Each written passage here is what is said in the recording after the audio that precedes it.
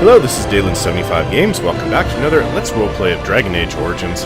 I'm the human noble Aiden Kuzland, and I need to rest because we have to march on Denerim. The Darkspawn Horde is on its way there, and the Archdemon's been spotted at the head of the Horde, or somewhere within the Horde. Liliana, how are you? Well, aren't you sweet and attentive? What do you know of this place? Redcliffe? I know little of it except that it is the domain of the Earl of Redcliffe. Redcliffe? I wonder how the name came to be. Is the clay here red? There are places in this world where the clay is a bright, strange red, and often, in the legends of such places, it is the red of blood.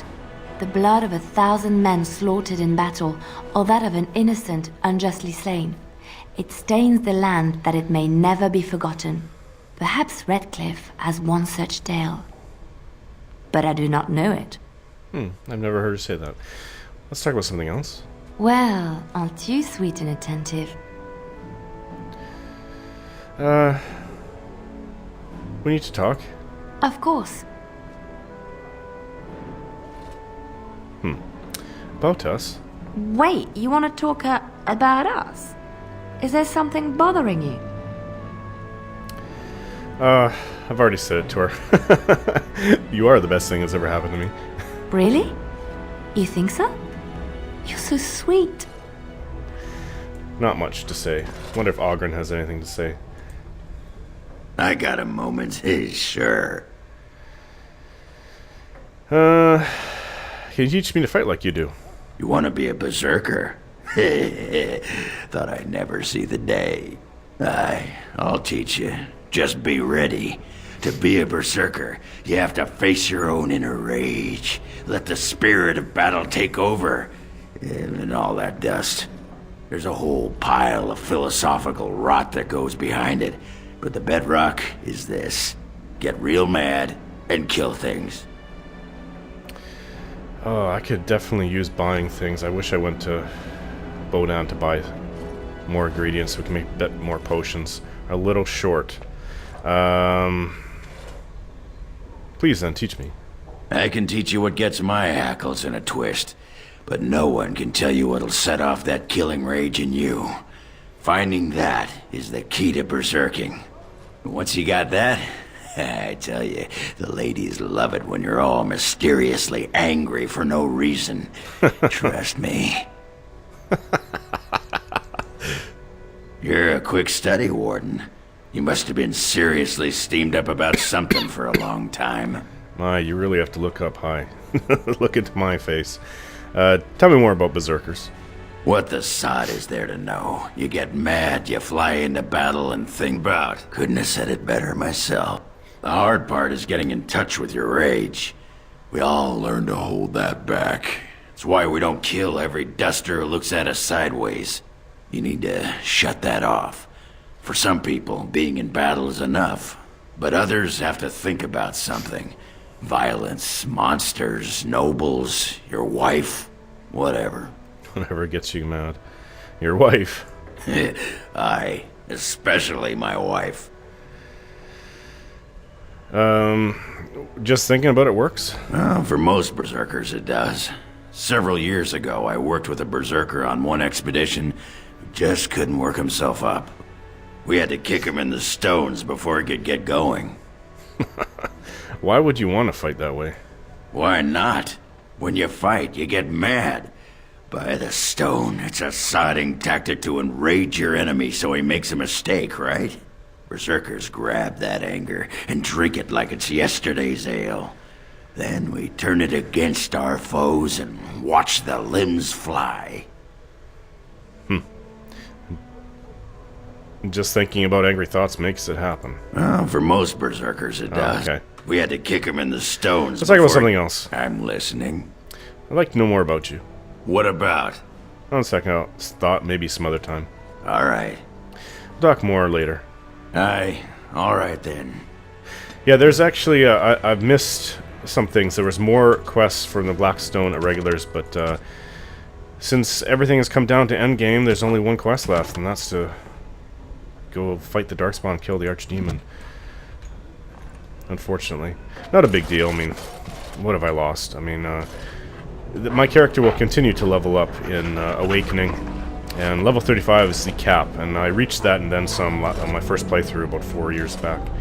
So, Shale, how you doing? I am listening. I have some questions. It doesn't have better things to do. You watched that village day and night for years. I do not sleep, so yes, and I thank it for reminding me. Try to imagine, if it will, what it would be like to be surrounded by nothing but boring peasants, all oblivious to it. Yes, that would be rather horrid. And then there were the birds. A whole village full of pigeons and ravens and sparrows all perching on me day in and day out. Sounds a little messy. Those foolish villagers would spread birdseed near me, drawing the birds because they thought having birds perch on me was quaint. Quaint! If there hadn't been the occasional kind soul to scour me clean, I don't care to discuss this anymore. Do we have any weapons? Nothing. Nothing to give him. Her. Hail, Sten. What is your wish, Kadan? I have a question. I am hardly surprised. Okay. Actually, never mind. Very well. I want to discuss something you mentioned. Speak, then. That's enough for now. Then I suggest we move on. Let's go. As you wish. Apparently we have nothing else to say to Sten. And Wynne, yes, I want to talk to her about her former student, Denerim. Hi, Wynne. Have you heard much about the Grey Wardens of old? I know they soared through the skies on griffins. Griffins. Alas, that seems to be the only thing people remember from the tales. The mighty flying mounts that bore the Grey Wardens into battle. Well, I wish I had a griffin. Unfortunately, they've all passed back into the Maker's hand. So that wish will have to go unfulfilled. It was said that watching the Wardens ride in on their white griffins was enough to rouse a weary heart and put the dance back in the step of an old man. The Grey Wardens were powerful, feared and respected, but they also inspired the common people. I remember a tale that was told to me many years ago. Go on. The Blight had ravaged the land for months, and the armies of the great kings had amassed for one last stand. As the sun burst through the clouds that boiled and churned in the dark sky above, it illuminated a vast, seething horde of darkspawn, with the archdemon at its head. And it was then, when courage seemed to fail, and all lost to death and despair, that the Grey Wardens came. They arrived with the beating of wings like mighty war drums and stood before the armies of men. And what happened then? The Grey Wardens, grim and fearless, marched forth, ever between the men and the encroaching darkspawn. They formed a shield of their own bodies and held that line until the archdemon was dead and the last darkspawn lay trampled in the dirt. And then, demanding neither reward nor recognition for their sacrifice, the Grey Wardens departed. When the clouds finally rolled back and the sun shone full upon the blighted ground, the great kings knew that they had lost no men, and none of their blood had been spilled. Nonsense. Both sides always take losses. This is a tale about no battle the Grey Wardens have fought, and yet about them all. They have always defended us from the Darkspawn, taking losses so we do not have to. People may have forgotten over the centuries, but nothing has changed. This knowledge has been blessing and burden to Grey Wardens past, and now it shall be your blessing and your burden.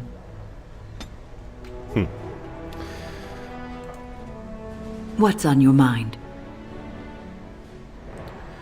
As a Grey Warden, I'll never lead a normal life, will I? No, you won't.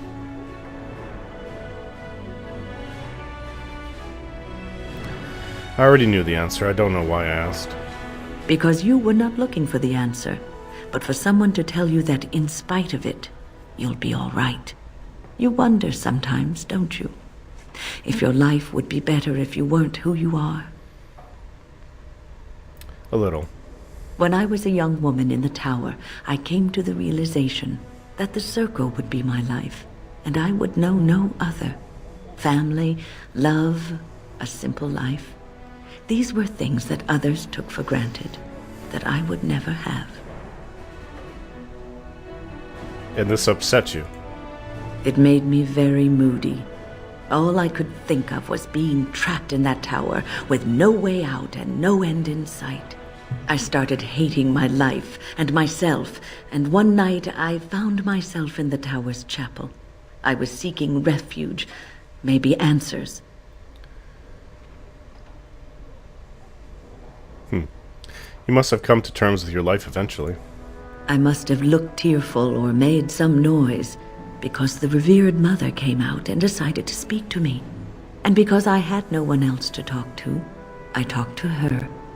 I must have said many silly things, but she told me that the Maker puts us all on our paths for a reason, and fighting our intended course is what causes so much anguish. And that made you feel better. I thought the old biddy was full of rubbish. I was 15, maybe 16, and I knew everything. So I left, but I always found my way back to that chapel. And as the years passed, you're to me. Did I not see you at us? We were supposed to be polar opposites, mage and priest. But we weren't. There was much about us that was the same. Some sound glitches there. But priests have to choose to be priests, mages don't. Not all priests choose their path. Some children are given to the chantry to raise and become initiates. The revered mother had lived in the chantry all her life, as I had been in the tower for all of mine. She taught me that you can find your family in the people around you, that you can love your work and find fulfillment in duty. And there is joy even in self-sacrifice. If you put others before yourself, then their well-being is yours, and their happiness is your happiness. It won't be easy to live that way. You can scream and cry and be angry about life as a Grey Warden, or you can accept it and allow yourself to see the good in it. This is your choice.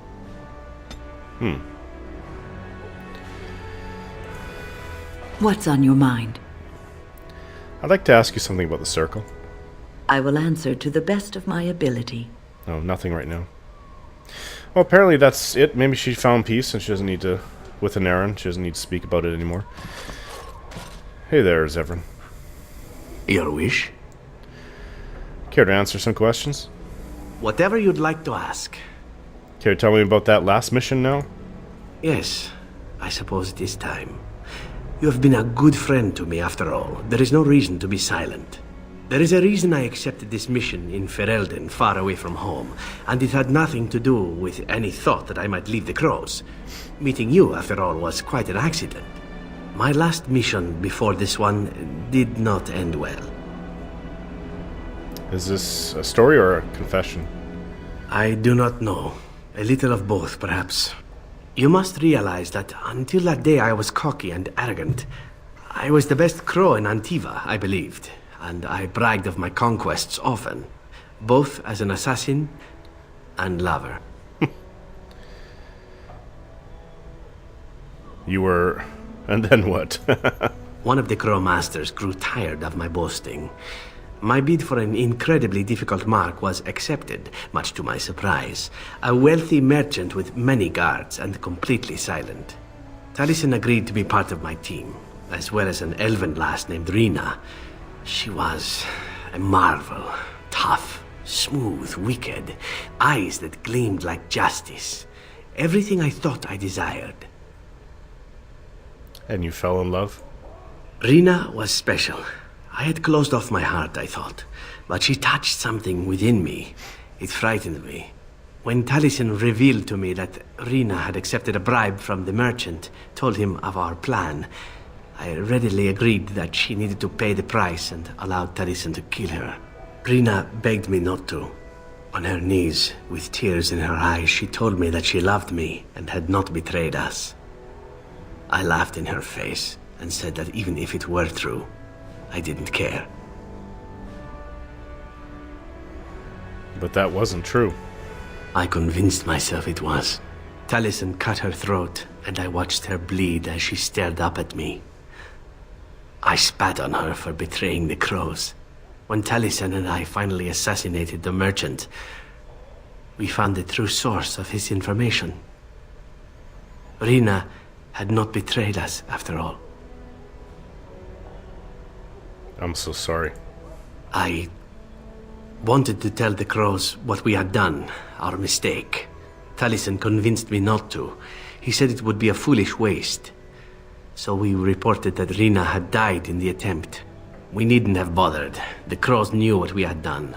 The master who disliked me told me so to my face. He said the crows knew, and they didn't care. And one day, my turn would come. Nice life. Nice job. Why would he do that? To rub it in my face, perhaps. That I was nothing. That she was nothing. You once asked why I wanted to leave the crows. In truth, what I wanted was to die. What better way than to throw myself at one of the fabled Grey Wardens? And then, this happened. And here I am. This is awful, Zevran. I'm so sorry. It feels good to speak of it to someone. I swore I never would. Whatever it is I sought by leaving Antiva, I think I have found it. I owe you a great deal. I'm glad to have you with me. Let us return to your mission, shall we? Suddenly I do not feel like standing about. They're here. I might be able to... I have a couple gold left. Jeez, I really spent all my money. See if Zevran has anything more to say, because I haven't really talked to him as much, I guess, as I thought I did. Your wish? Care to answer some questions? Whatever you'd like to ask. Let's just move on. Your wish? Want to discuss something personal? Again? I'm game. No, never mind. Okay, that'll do it for Zevran then. And that's for everybody down here. I don't see Alistair or Morgan, so maybe they have something else to say. Hello, Bodan. Something you need? I'm sure either my boy or I can help you out. Have you heard any rumors? There's a rumor going around that Tyrn Loghain was being paid by Tevinter slavers who were taking elves from the Denerim alienage. It can't be true. Why would Tyrn Loghain do such a thing? The thought of slavers here in Ferelden, it seems almost barbaric. It's true. Are you sure I can't interest you in this hat? A pair of earrings? Have any rumors? I've heard a rumor that the reason Queen Enora has never produced an heir is that she's barren. It's a curse from the Maker for bringing a commoner into the royal line. Until someone of royal blood is put on the throne, there will never be an heir. It seems the royal line of Calinod has been broken for good now. No, Alistair is going to have to pick a new woman then. I didn't know that she was barren. Yeah. He'll need an heir to carry on the Calinhad line, the Theron line. Let's see if well, there's nothing else to do here. Are you sure I can't interest you? I'm sure you'll be pleased. See what wares he has. I should end the video here though, guys. Yeah, he's selling some couple Grandmaster runes, but on the whole, I mean, I'm gonna have to buy a few. Can't get that. A few things like is it distillation agent? So I don't have much money. And concentrator agent. But so we'll see what I can do in the meantime, because we have 22 health poultices, 22 greater, and 8 potent. It's not enough. Definitely not enough. Lesser lyrium potions. We'll have to make more of those as well. Alright, so I'm going to end the video here, and we'll carry on the next one talking to Alistair and Morrigan.